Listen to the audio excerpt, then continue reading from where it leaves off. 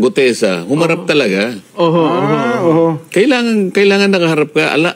Baka akala niyo wala siyang pananagutan dyan. Subukan ninyong palakihin yan. Subukan niyo lang palakihin yan. Ang pinaka-arbiter dyan, pakukuha po natin ang inyong notarial register at kapag nakita namin na tumama dun sa number nung daladala ni Gutesa, madidisbar pa po kayo dyan. Subukan po ninyong palawakin yan. Ako na mismo magpo-prosecute sa iyo. Sa bagay, ito pinalaki nila di ba?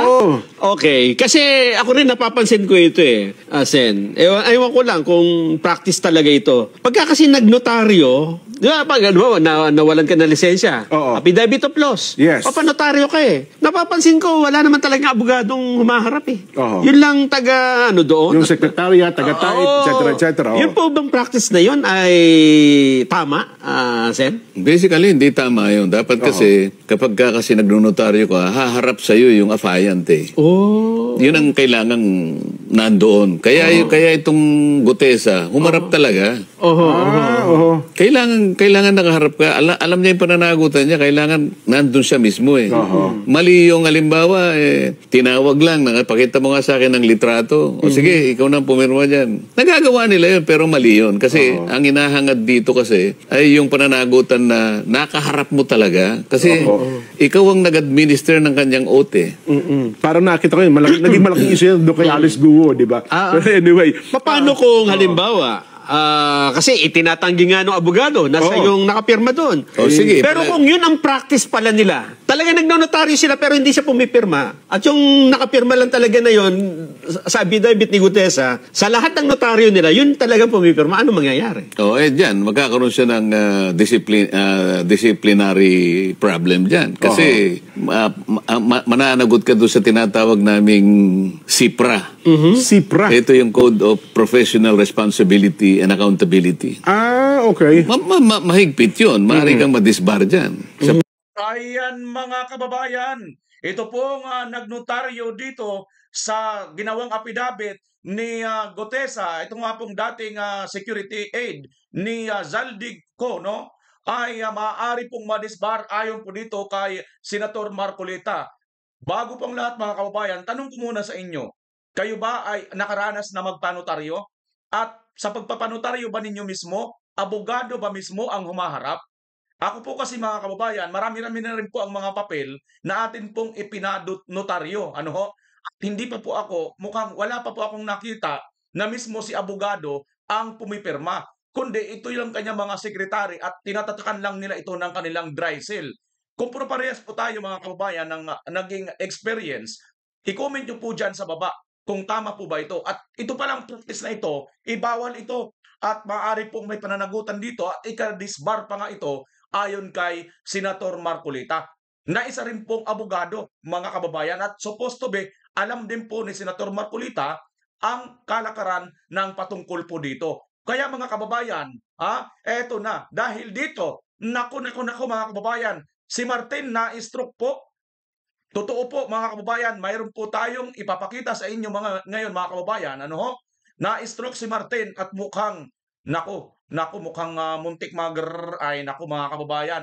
Kayo na po ang bahalang humusga mamaya, kung ano po ba itong nangyari kay Martin. At bakit po ba itong si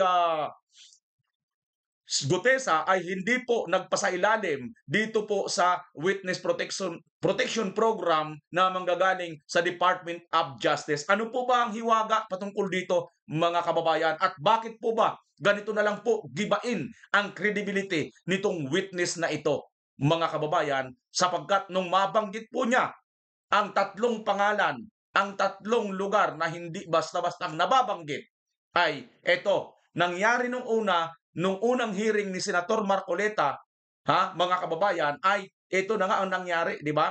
Sibak si Senator Marcolita, sibak si Chis Escudero sa pagka-Senate President at si Marcolita pinalitan ni Lacson sa pagiging Blue Ribbon Chairman. At nang nasabi nga ito ni Gutesa, itong security aid ni Zaldico, ang pangalan or lugar na Malacanang, dyan nga po sa Aguado, ito na po ang nangyari mga kababayan. Marami na po ang nag-question sa kanyang credibility. At tandaan po natin, Marines po yan at hindi po basta-basta. Mayroon po tayong video mamaya mga kababayan, isang general nagsalita patungkol po dito kung ano po ba ang masasabi nila sa isyong ito. At may maaalala po kayo mga kababayan, bandang huli sa videong ito, mayroon po ako sa inyong ipapaalala mamaya kung paano po ang mga sequence of events mula pa noon, nag-umpisa po ang isyo doon pa kay General Bantag hanggang sa atin ngayon na itong kasalukuyan. Ngunit bago tayo magpatuloy mga kababayan, ako'y nakikisuyo muli na kung bago ka lang sa aking channel, pakisubscribe, pakipindot ang notification bell all yung maliit na bell para lagi kang updated sa lahat ng aking mga upload. At pakilike, pakishare na rin ng video ito kung inyong maparapatin. Malaking tulong na po yan sa akin mga kababayan. Maraming salamat po sa inyong pagsuporta.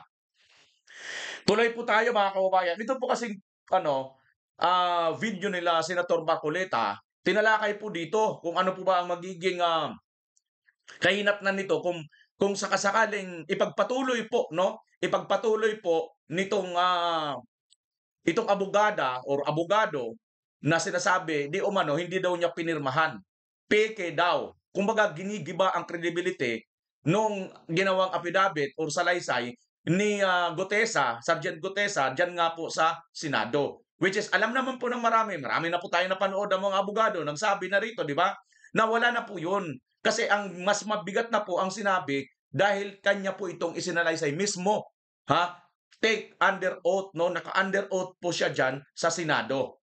Yun nga ito sa Blue Ribbon. Okay, tuloy lang natin si Senator Marcoleta. Bago po natin tunguhin ang atin pong reaksyon, ano ba ang nangyari kay Martin, mga kababayan?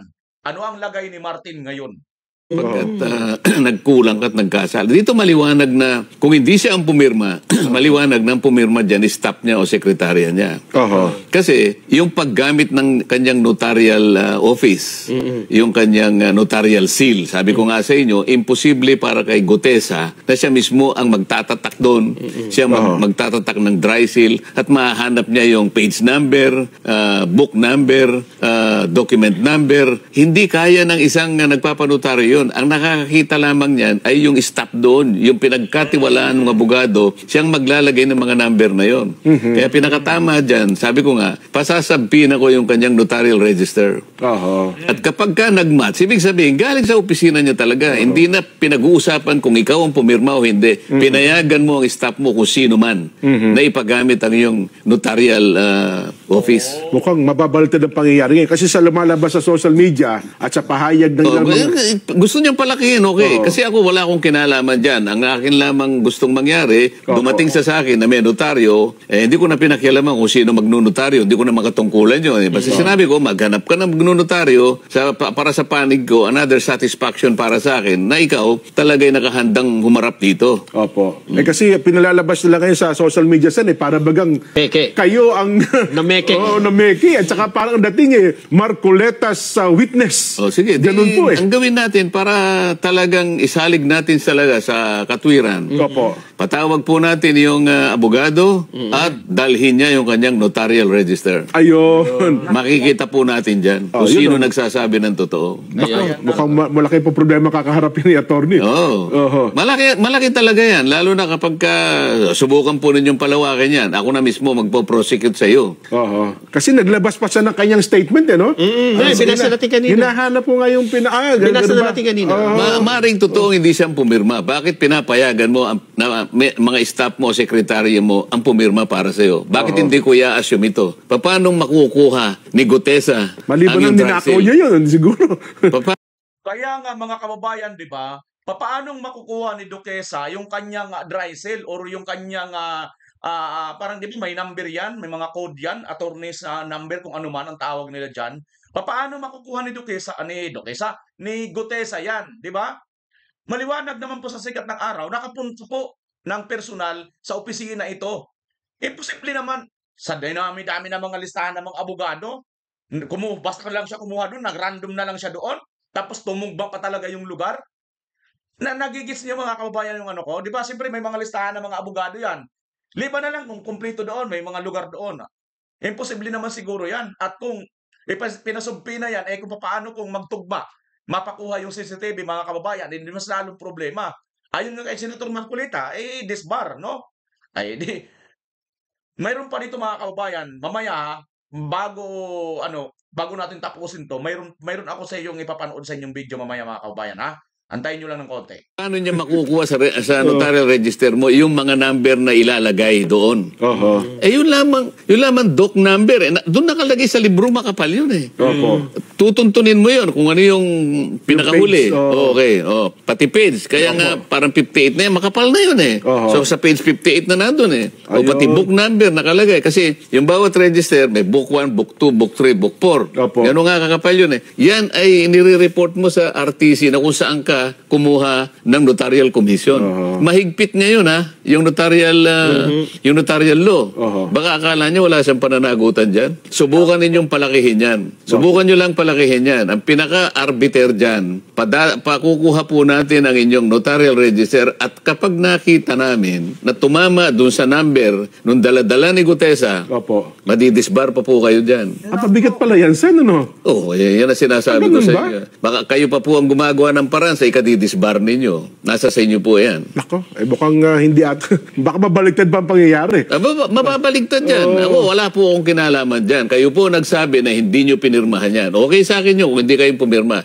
Pero kayo ang nagbigay ng pagkakataon na ipirma po nung kung sino man ang pinagkatiwalaan nyo dyan.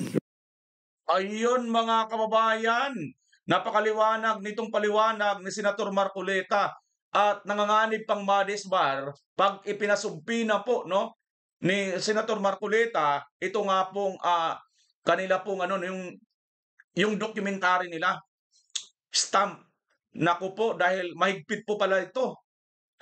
Naku mga kababayan, mamaya may papanood po ako sa inyo kung paano po ang nangyari patungkol po dito. May karugtong pa po ito mga kababayan eh. May karugtong pa po yan na ganun-ganun din po ang issue. Kaya lang, gusto mo nang ipakita sa inyo yung itong si Martin, Si Martin ay, naku mga kababayan, na-stroke na po.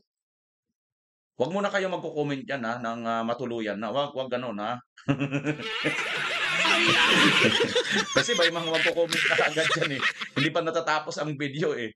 Magko-comment na kaagad kung ano-ano. Huwag mo na. Relax ha. Easy. Relax lang kayo muna mga kababayan. Ito, panoorin nyo po itong akin pong ipapakita sa inyo mga kababayan. Si Martin Romualdez ay na-stroke po at naku, hindi natin alam kung anong lagay. Ngayon, ito yung kanyang lagay. Malagay ang kanyang lagay. Yung malagay sa Bisaya mga kababayan, ibig sabihin ng malagay ay yung maputik, yun. Pero yung lagay naman sa Bisaya din, iba rin may iba rin kahulugan sa ibang Bisaya yung lagay. Bahala na kayo dyan sa yung lagay.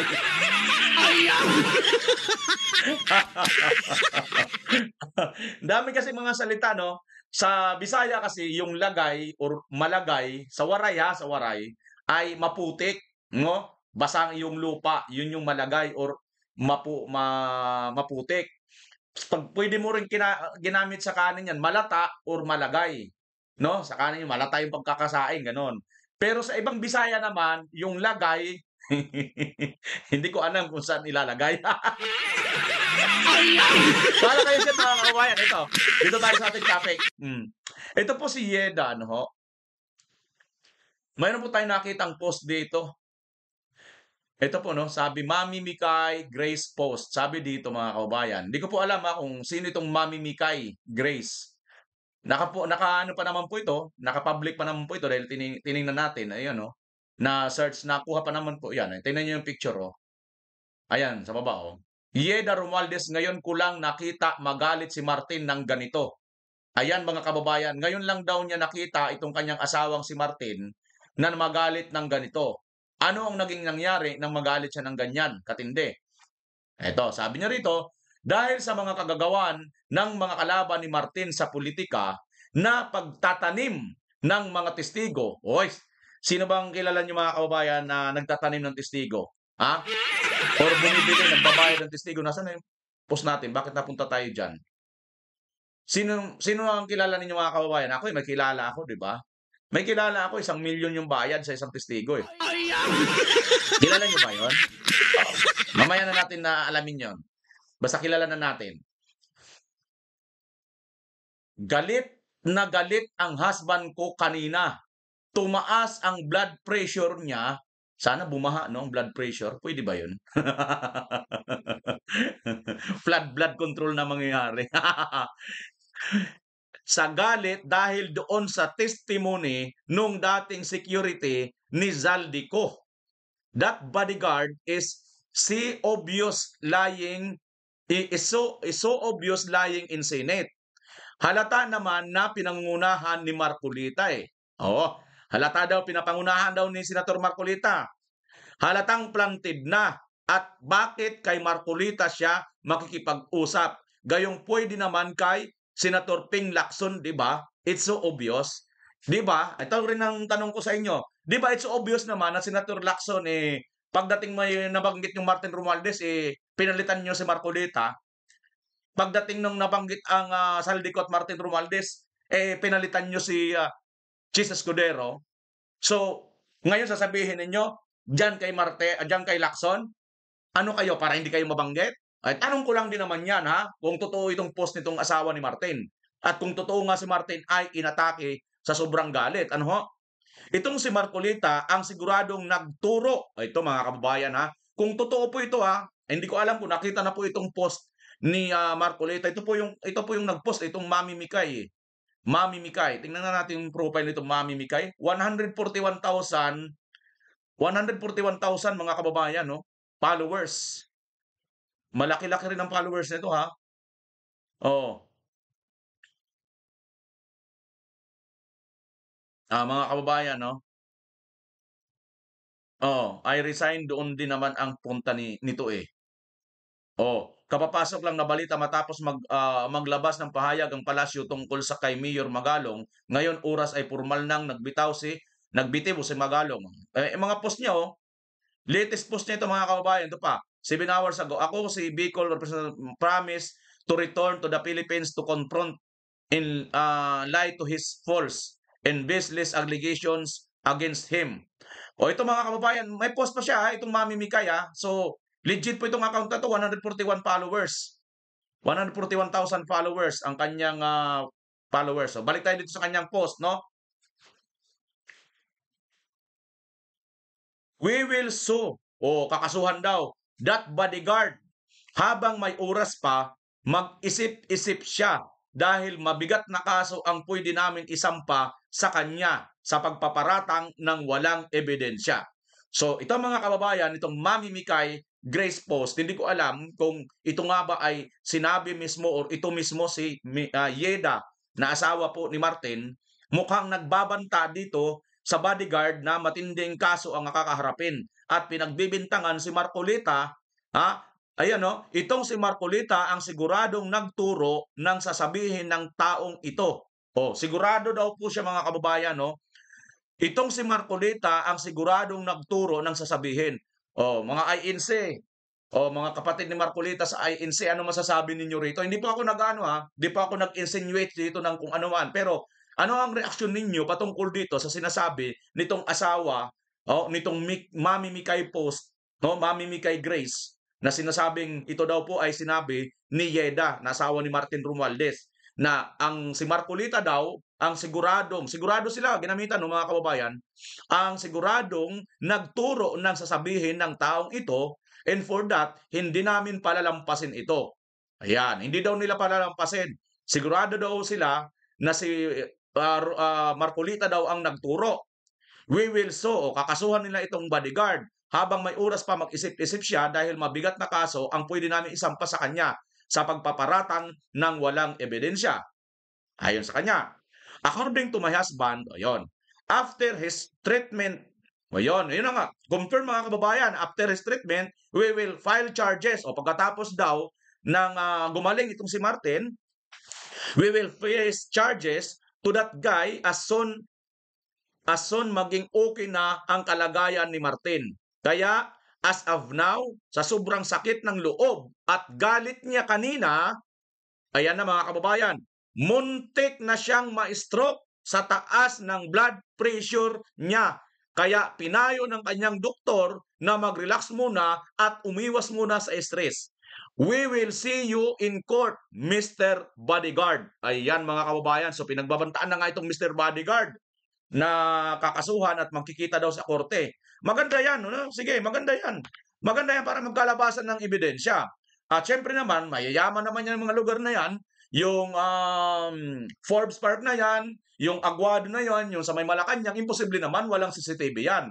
Ha, mga kababayan? Or dapat lang, sa oras na yon, imposible naman kung ano yung oras na yan, magsisinungaling yan, di ba? So magkakaalaman talaga itong mga kababayan. Pero kung i-Google Earth ninyo, halos tumutugma yan mga kababayan, yung lugar-lugar na yan ha. Mayroon po tayong nakita mamaya bago natin puntahan yon, yung mga lugar na yan. So ito na no. Alam nyo po kababayan ko, sa totoo lang, maniwala po kayo't hindi, until now hindi siya makapaniwala na nagawa ni Saldico lahat ng ito dahil pinagkatiwalaan niya ito ng higit pa sa isang kadugo. Full trust talaga. At maging si Martin, hindi niya makontak si Saldico. Nakablock na siya sa Messenger Sa hiya niya siguro sa asawa ko. Ayan. Naniniwala ba kayo nun mga kababayan na itong si Martin ay hindi daw niya alam itong ginagawa ni Saldico? So itong ginagawa ngayon, suturuan na sila mga kababayan. Pero makikita po natin sa mga video na lagi po sila magkasama at sinabi nga nito ni Saldico, kasama niya lagi si Martin, araw-araw silang nagpaplano. Ngayon, Saldico, panahon na siguro para i-reveal mo sa taong bayan ano yung pinaplano ninyo araw-araw. Kasi ayon sa kay Martin dito, sa post nitong Mami Mikay Grace, ay wala daw siyang alam at hindi daw nila alam na gagawin mo yung mga yon. Ano yung plano na yon? So, ayan mga kababayan, ito pong post nitong Mami Mikay Grace. Kayo nang humusga, muntik na daw ma-stroke, pero nagpapagaling. So, ano nangyari? Kung hindi siya na-stroke, hindi siya nagkasakit, bakit siya kailangan magpagaling? Gets nyo mga kababayan? Sabi niya rito, according to my husband, after his treatment, we will file charges. After his treatment. Bakit ka nagpapagaling? Bakit ka ite-treatment kung hindi ka nagkasakit?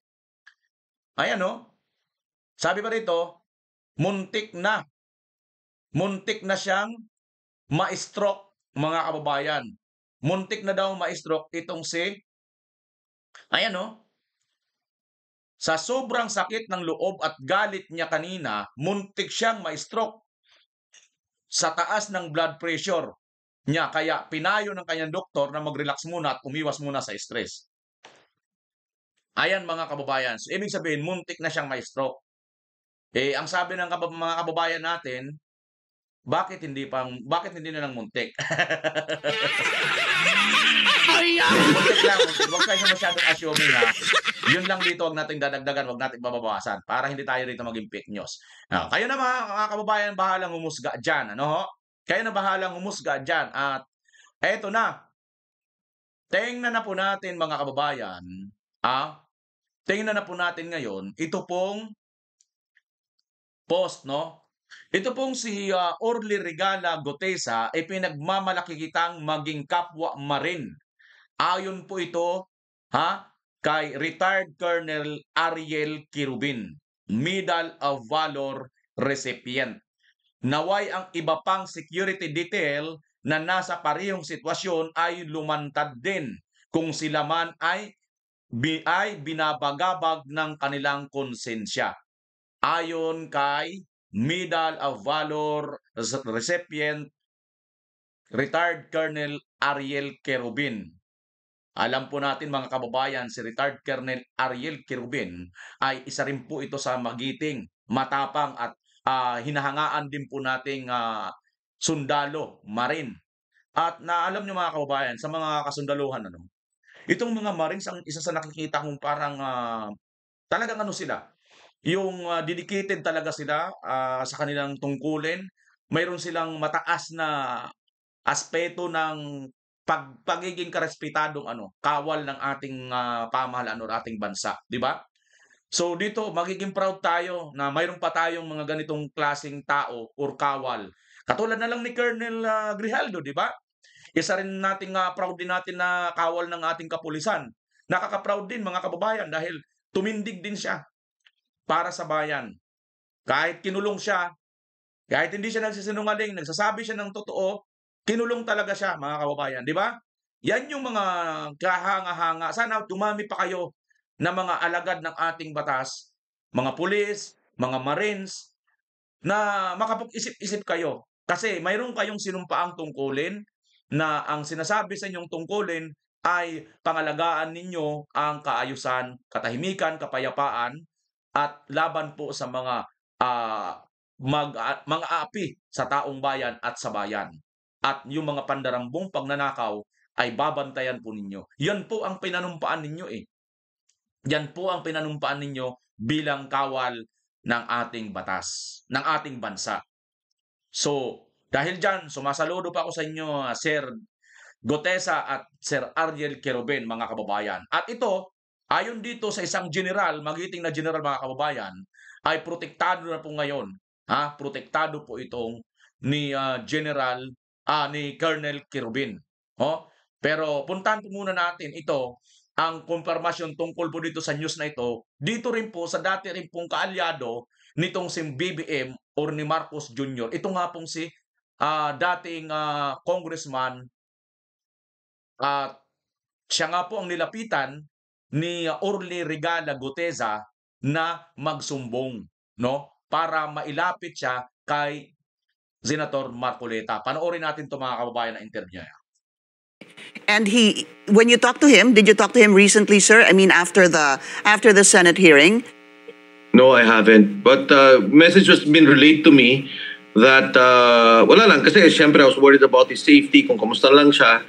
And some people told me that, friends of his told me that he's okay and he's with his fellow Marines, some of them the officials who parang gusto na to protect and to ensure the safety of Sergeant Gutesa. So meron ho talaga Ayan, mga kababayan, no? Fellow Marines, at may mga opisyal na nagpoprotekta kay Sergeant Gutesa.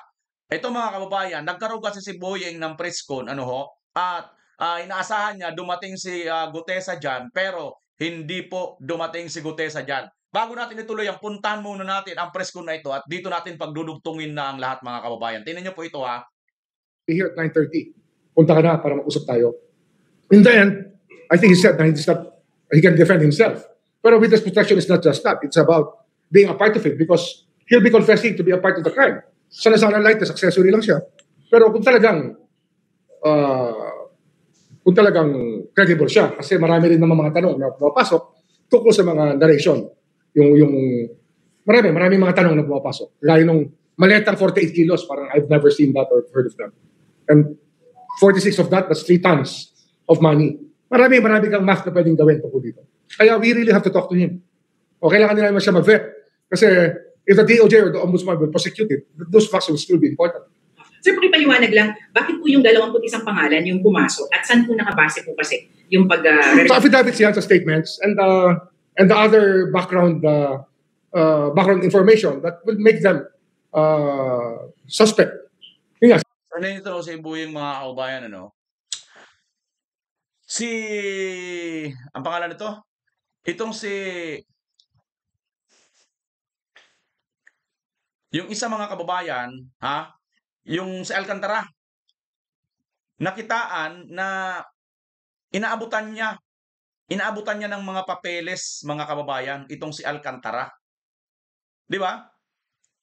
Inaabutan niya ng mga papeles na para bagang kanya pong kinukoach or dinidiktahan or mayroon siyang binigay na mga dokumento na para yun ang gawin. Ayun, yun ang basahin. Yung folder sa harapan ni Alcantara, yan ang kanyang statement na binuksan niya kasi babasahin niya. Tapos, yun, binigyan siya ng script ni Boying. Kaya pala siya pinaupo dyan ni Panfilo kasi hindi naman siya dyan nakaupo nung pisa, di ba? Pinalipat lang siya ni Panfilo. Nakita mo yung naging facial expression nitong si Alcantara nung ibinigay ni Boying sa kanya yung papel? Grabe, mga kababayan, tingnan nyo po ito. Tingnan nyo po itong expression, facial expression na Alcantara dito nang binigay sa kanya ni Boying yung papel. Pinalitan yung papel at hindi siya dapat yan pinapaupo. Itong si Lacson, naku, mga kababayan. Diba, sabi ni Yeda, na asawa ni Martin, bakit kay Marcolita nagsalita? Bakit lumapit kay Marcolita itong si Gutesa, hindi kay Lacson? Paano naman hindi? Biruin mo ba naman si Lacson? Ha? Ang upuan ni itong si Alcantara ay hindi yan katabi ni Boyeng. Bakit mo pinatabi dyan? At nang tumabi na, bakit ano nang nangyari? Bakit inaabutan ni Boyeng? Na may babasahin na sana itong si Gutesa, ay itong si Alcantara na papel, iba na ang kanyang nabasa. Kung sakasakali mga kababayan pala, lumapit ito kay Lacson, itong si Gutesa, ganito rin kaya ang senaryo mangyayari? May bit-bit na dalang papel itong si Gutesa, pagkatapos pag ipatabi siya diyan kay Boyeng, si Boyeng naman ngayon ay magbibigay ng panibagong papel at hindi mababasa ni Gutesa yung kanyang original na papel kung sakasakali. Yun ang nangyaring senaryo, mga kababayan. Yun ay tanong ko lang na senaryo na po pwede mangyari, na magiging katulad din kaya nito kung itong si Gutesa ay lumapit kay Lacson. Hindi pa ako nagbibintang, hindi pa ako nagano kay Lacson at dito kay Remulla. Pero tingnan niyo po mga kababayan, ang reaksyon ni Alcantara dito at yung kanya pong pagano mga kababayan. Kanya pong pagano mga kababayan. Tingnan natin, tuloy natin. Pansinin niyo yung folder sa harapan ni Alcantara. Yan ang kanyang statement na binuksan niya kasi babasahin niya. Tapos, yun, binigyan siya ng script ni Boying. Kaya pala siya pinaupo dyan ni Panfilo. Kasi hindi naman siya dyan nakaupo nung pisa, di ba? Pinalipat lang siya ni Panfilo. Nakita mo yung naging facial expression nitong si Alcantara nung ibinigay ni Boying sa kanya yung papel. Kasi siguro nagulat siya. At saka at the same time, nakakakaba. Naipit siya eh. Sasabihin ba niya yung totoo na nalalaman niya or babasahin niya yung script na ibinigay ng demonyong si Boying sa kanya? Tingnan nyo, nag-iba na yung itsura niya. Kaya pala nung umpisa ng statement niya, hindi siya nagbabasa. Natatandaan niyo ba yun? Sabi niya hindi niya nababasahin yung statement niya dahil alam naman niya. So, inihayag niya yung statement niya. Ang naging problema nito, sineban siya ni Panfilo na Alcantara, meron ka namang statement, basahin mo na. Naalala niyo yun? Kaya pala ayaw niyang basahin kasi script yun. Ayan na. Ito na yung pinapaalam siya ni Boying sa chairman na dadalhin niya muna itong si Alcantara sa DOJ at ibabalik ng 2:00 para nga daw doon sa statement niya para maging ano na to, parang Kaya pala mga kababayan, ganun sa Alcantara, oh. Mukhang willing na ito si Alcantara, mga kababayan, magsalita. Base dito sa kanyang reaksyon, sana may makapag-examine pa nitong mga kababayan, mga expert dito. Yung itong reaksyon ni Alcantara. Kakaiba mga kababayan nang inabutan siya ng papel, parang nalungkot siya eh. Para bagang ang dating, gusto niya nang sabihin ang dapat niyang sabihin. Tapos tingnan niyo, tuloy-tuloy ng kanyang reaksyon, nawalan siya ng gana. Parang labag na sa kanyang kalooban ng nagaganap. Unless kung parang inaatake siya o unless natatay siya dyan.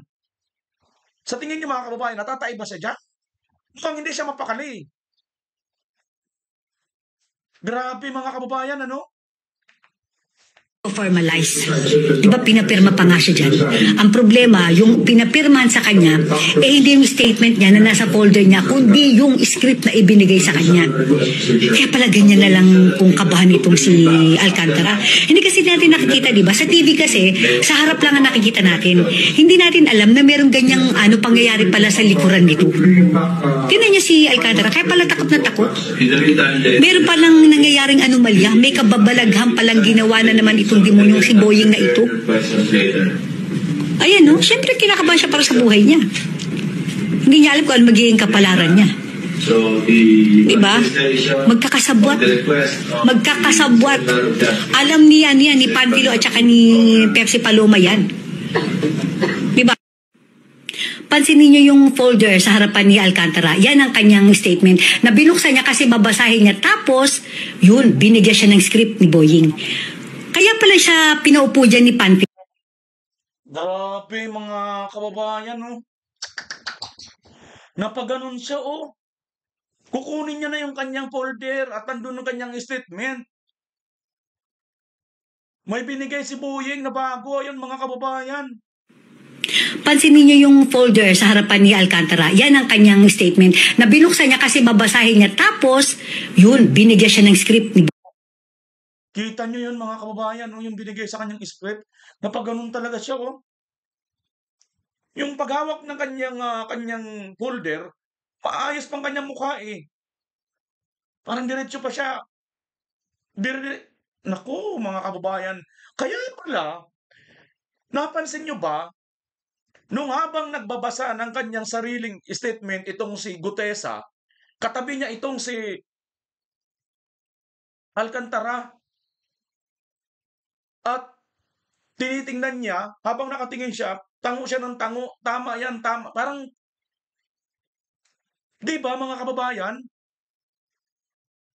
Ay, grabe. Ganito pala yun. Boying. Kaya pala siya pinaupo dyan ni Panfilo kasi hindi naman siya dyan nakaupo nung pisa, di ba? Ngayon mga kababayan, punta na tayo dito sa sinasabi ni Boying. Bakit hindi nagpunta?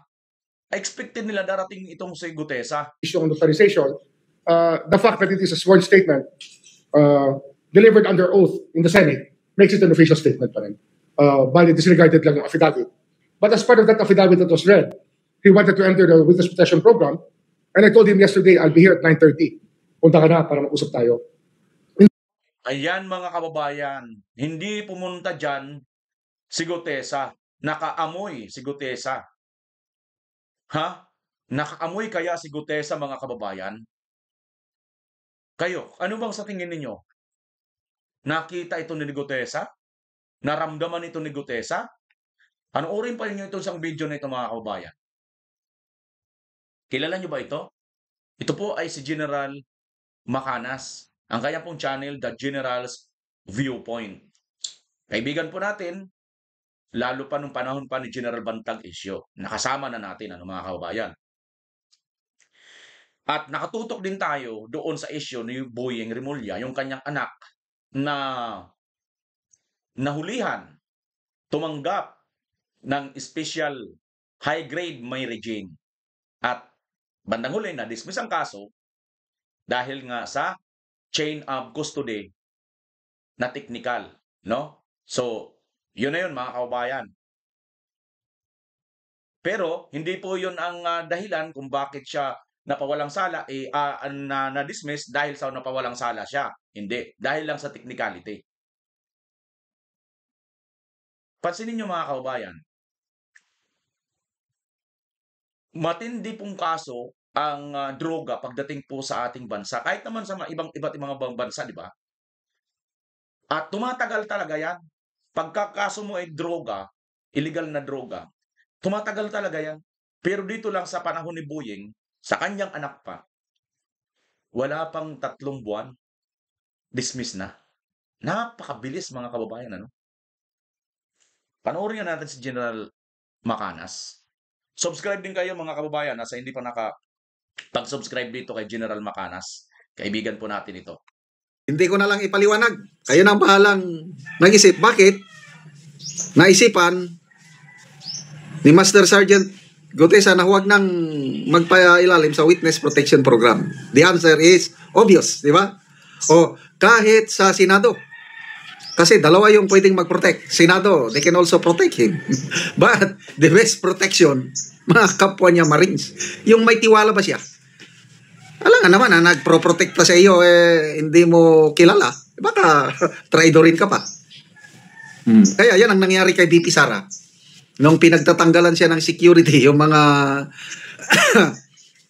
pinagkakatiwala niya, tinanggal. Papalitan ng bago. Sabi niya, inyo na lang yan.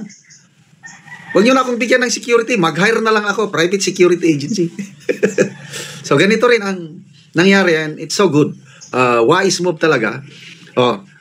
Sa nabanggit ni Secretary Boying, kahapon ba yun, no show.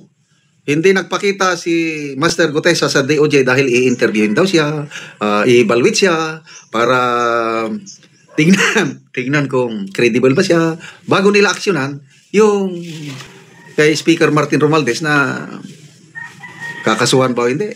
Kaya lang, no show. Ako rin. Kung ako si Master Sergeant Gutesa, hindi na ako magpapakita sa Hindi na ako magpapakita sa sa DOJ. Bakit? Alam nyo na. The reason is obvious.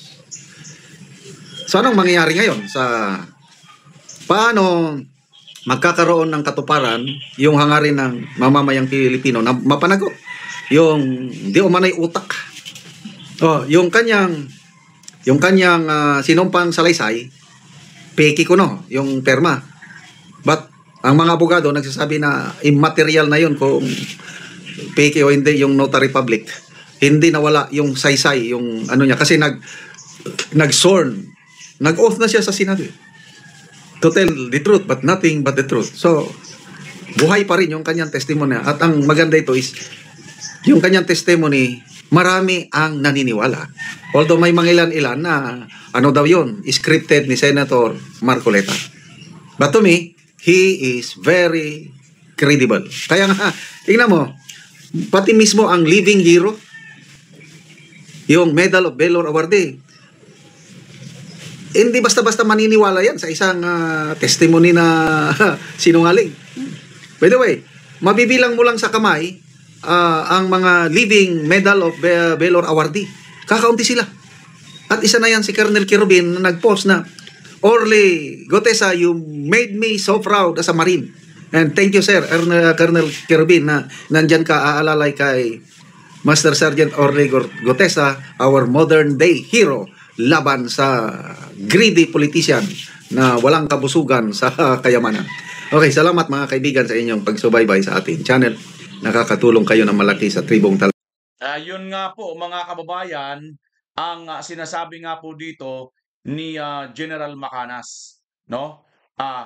Dahil po sa pinagkatiwalaan, nabasa at narinig na rin ni Colonel Quirubin, ang isa po sa bibihira at iilan lang po itong Medal of Valor recipient ng ating bansa na Marines.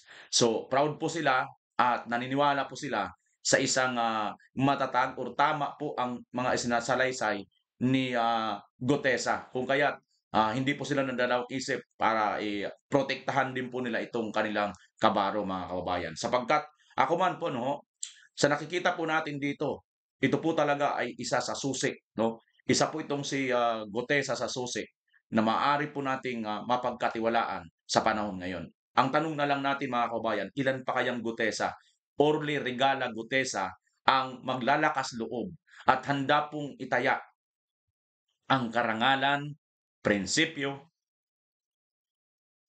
kaligtasan ng kanyang sarili at kanyang pamilya. Alang-alang sa bayan. Hindi sa bayan. Ilan pa kayang Gutesa? Ilan pa kayang retired Colonel Ariel Quirubin, Medal of Valor awardee, ang tatayo para sa flood corruption sa ating bansa? Antay-antayin pa natin mga kababayan. So, maliwanag, ito kaya ang dahilan mga kababayan kung bakit itong si Gutesa ay hindi po nagpasailalim kay Boying Rimulya dahil siguro napanood na rin ito ni Gutesa na kitang-kita nyo naman habang nagsasalita si Gutesa. Hanapin lang natin muna mga kababayan. Ito kasi yung video na yan yung video na yan sa salita si Gutesa ay tama. Si Orly Gutesa, binabasa niya ang kanyang statement. Ito pong si Alcantara ay katabi niya at napakaaliwalas ng mukha na habang sinisilip niya, tango siya ng tango na tumpak tama yan. Agree ang kanyang ang kanyang expression ng kanyang mukha mga kababayan. Napansin niyo ba 'yon? Sinong nakapansin dito noon? Kasi ako napansin ko 'yon mga kababayan Talagang nakatango siya Sinabing pakita lang natin ito nung kanyang si Gutesa na nagbabasa ng statement ito. Ayan mga kababayan Nang magbabasa na dito si Gutesa ng kanyang statement, itong si ayan, katabi sila ni di ba? Magkatabi sila ni Alcantara. Ngayon, itong si Alcantara dito, mga kababayan, ay tingnan nyo ang reaction ang pag-iiba ng kanyang reaksyon doon nung siya na ang nagbabasa ng kanyang statement na ibinigay sa kanya ni Boyeng Rimulya. Bukod pa ito doon sa kanyang nasa harapan niya na yun na sana ang kanyang bubuksan na folder niya. Bakit mainabot si Rimulya galing sa kanya, galing kay Rimulya? Ayan, no, magkatabi sila mga kababayan, no? Sige. Magbabasa na siya. Tingnan natin. Ayan, no? Tingnan niyo ang itsura niya, ano, silip siya na silip sa Alcantara, mga kababayan, di ba? Silip uli si Alcantara. Sabi ni Alcantara. Di ba? Hindi mapakali si Alcantara, mga kababayan, di ba? Kita nyo? Kita nyo, focus na focus si Alcantara, mga kababayan, no? Tapos paminsan-minsan tumitingin siya kay Gutesa. Tingnan nyo ang reaksyon ng kanyang mukha, Di ba? Tingnan nyo, mga kababayan. Tapos napapaganon siya, Tingin siya kay Gutesa, Tingin siya kay Gutesa, Tingin siya kay Gutesa, tingin siya dito sa binabasa ni Gutesa. Tingnan niyo yung kanyang mga reaksyon ng mukha niya, mga kababayan, Parang kunting siya, Walang yung kanyang mukha, walang ano, tingnan niyo, napakaliwalas ng kanyang mukha habang nanonood siya sa pagbabasa ni Gutesa. Tingnan niyo, mga kababayan, tingnan niyo. Di ba? Napapasilip siya, napapagano ng mata niya. Tanda ng, talagang sabi siguro sa isip siya, mabuti ka pa. Mabuti ka pa, pare.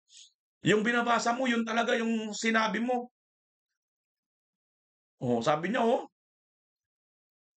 sana ganito rin yung sa akin noon.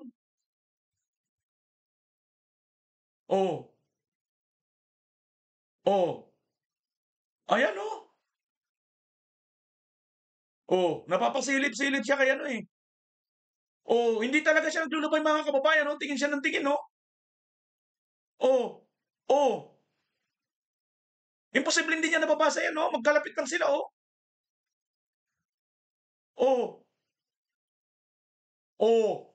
Di ba yung kanyang reaksyon ng kanyang mukha? Parang sang-ayon ako, agree sa mga sinasabi mo.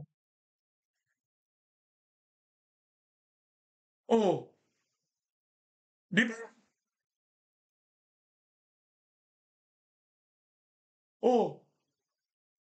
Yun o, mga kababayan, nakita nyo? Gumaganon siya, mga kababayan. Yun o.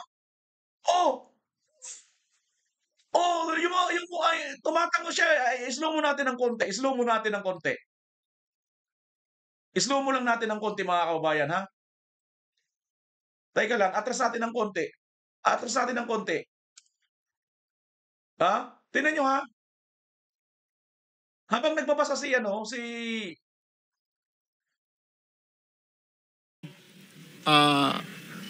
box ng pera na pinag-uusapan natin sa kasalukuyan. Mr. Gutesa, mag-stick ka lang sa binabasa mo. Huwag ka nang nag-a-adlib. Kung ano yung nandito, basahin mo lang. Natin duty at Global City kung saan nakatira si Kong Saldico. Ano, no?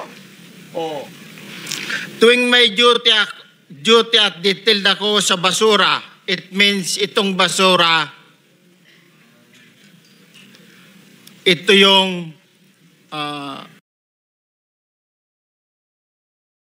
nag-a-agree siya, lang sa binabasa. Kita niyo, mga kababayan? Nakita niyo ba ang reaksyon na? Tumatango siya?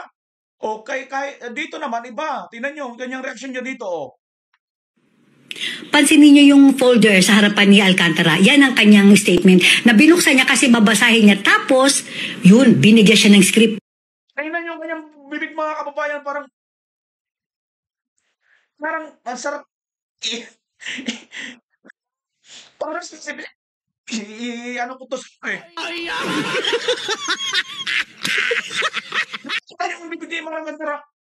Ang kakainis eh. Samantalang doon ang napapanood niya itong si Gutesa na nagbabasa ng kanyang statement, affidavit niya, maliwalas ang tumatango-tango pa siya. Nako mga kababayan, ibang klase. Kayo, ano sa tingin ninyo itong mga pangyayari na ito mga kababayan? Ito kaya yung dahilan kung bakit si Gutesa, Sergeant Gutesa ay hindi po nagtiwala kay Boying Rimulya? At instead na magtiwala, lumapit sa kanya ay lumapit sa kanyang kapwa mga Marines na ito nga si Colonel Kerubin. Ano sa tingin niyo mga kababayan ang kalagayan din ngayon ni Martin Romualdez? Totoo kaya o nagsasakit-sakitan na naman? Uso kasi mga kababayan, di ba? Once na ganito may mga investigasyon, naging talamak yung nagkakabiglaan ng sakit. Nauna na nga si Saldico. Di ba? Biglang nagkasakit. Nung una, nung hindi pa pumuputok kanyang pangalan, hindi pa nila pinapansin. Pinayagan pa nila yung sakit-sakitang alibay. Ngayon, dahil putok na, nilaglag na nila, wala na silang pakialam sa sakit-sakit na yan. Pumunta ka na, umuwi ka na rito, cancel ng lisensya mo, ayan mo, passport mo. Traffic mo. Di ba? Yun po ang nangyayari sa ating bansa ngayon. Ito na kaya ang susi na matagal na nating hinahanap. Mga kababayan, kung nakarating ka po sa dulo ng video ito, huwag ka pong mahihiyang mag-comment kung ano ang inyong saloobin, opinion at reaksyon sa atin pong napanood na video ito. Sama nyo na rin po ang inyong lugar at nang mapusuan po natin yan. Maraming salamat. Magbabalik tayo. Pilipinas as always. Bye-bye!